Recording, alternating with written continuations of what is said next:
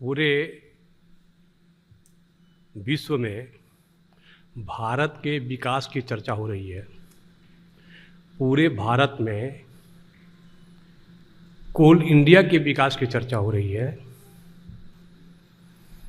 और आज हम लोग लकी हैं कि मेरे साथ विकास है,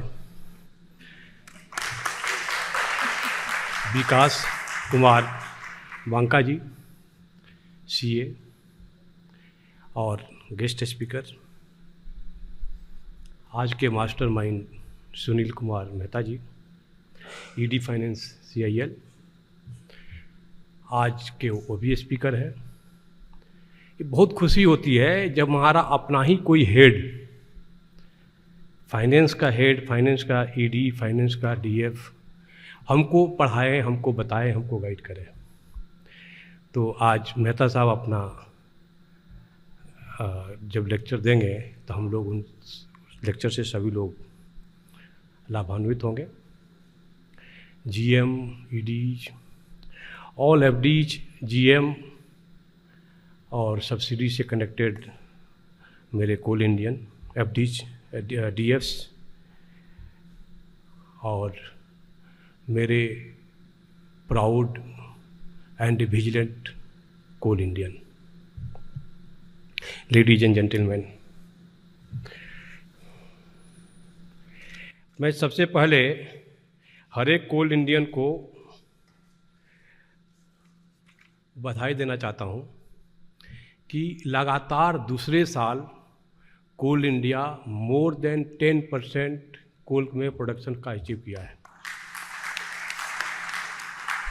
लास्ट 16-17 साल से हम लोगों को टारगेट दिया जा रहा था और कोल इंडिया उस टारगेट को पूरा नहीं कर पा रहा था। 16 साल के बाद जो टारगेट दिया गया, टारगेट हमेशा बढ़ा के दिया जाता है, हमेशा यही लगता है कि वो तो इम्पॉसिबल है, हो नहीं सकता है। लेकिन लास्ट ईयर का 2022-23 का 16 साल के बाद हमारा हर कोल इंडियन, चाहे माइन का हो चाहे जहाँ से भी हो, सब लोगों ने खूब मेहनत किया, आईटी का यूज किया, डिसीजन लिया, बोल्ड डिसीजन लिया, तब जा कर के हम लोग 2023 में मोर देन 10% का ग्रोथ के साथ अपना टारगेट का अचीव किए। वो 16 साल के बाद का अचीवमेंट था।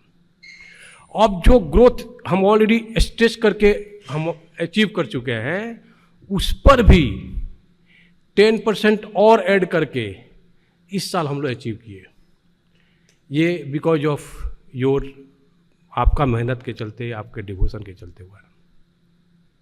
एक और हमने थोड़ा हिस्ट्री में देखा इसका, कोल इंडिया का 2021 में अर्निंग था अराउंड 12,000 करोड़, 22 के एंड में अर्निंग हो गया 17,000 करोड़, 23 के एंड में 27,000 करोड़। इस साल हम लोगों ने 37,000 करोड़ पार कर गए हैं। यानी ये समझिए जो 2021 में हमारा टोटल अर्निंग था, उतना हम एडिशनल जंप कर रहे हैं। आज मैंने विकास की जो बात की है, इस तरह से हमारा कोल इंडिया विकास कर रहा है। जब ईयर 2023-24 पूरा हुआ, 31 मार्च के अगले दिन 1 अप्रैल को पीएमओ से एकमात्र ट्वीट होता है।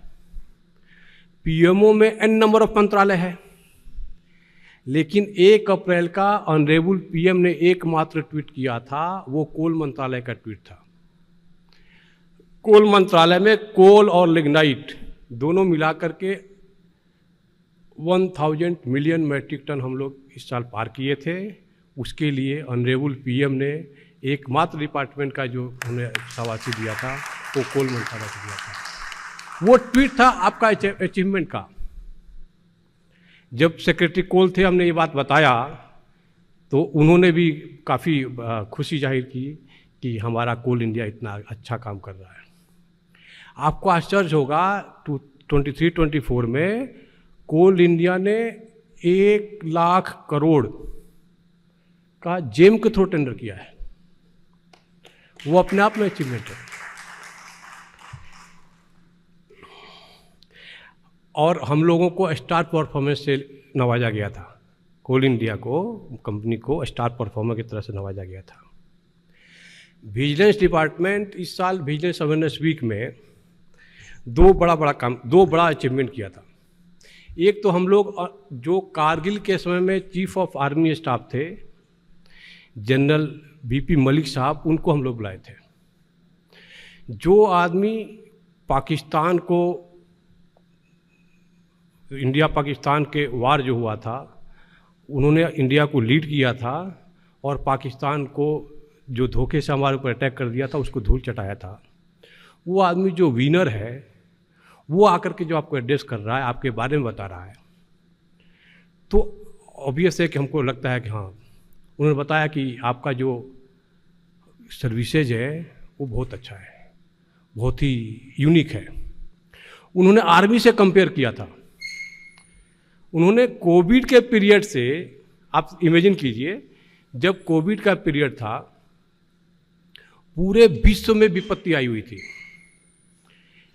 आदमी से आदमी डर रहा था, हर आदमी घर में दुबका हुआ था और अकेले था।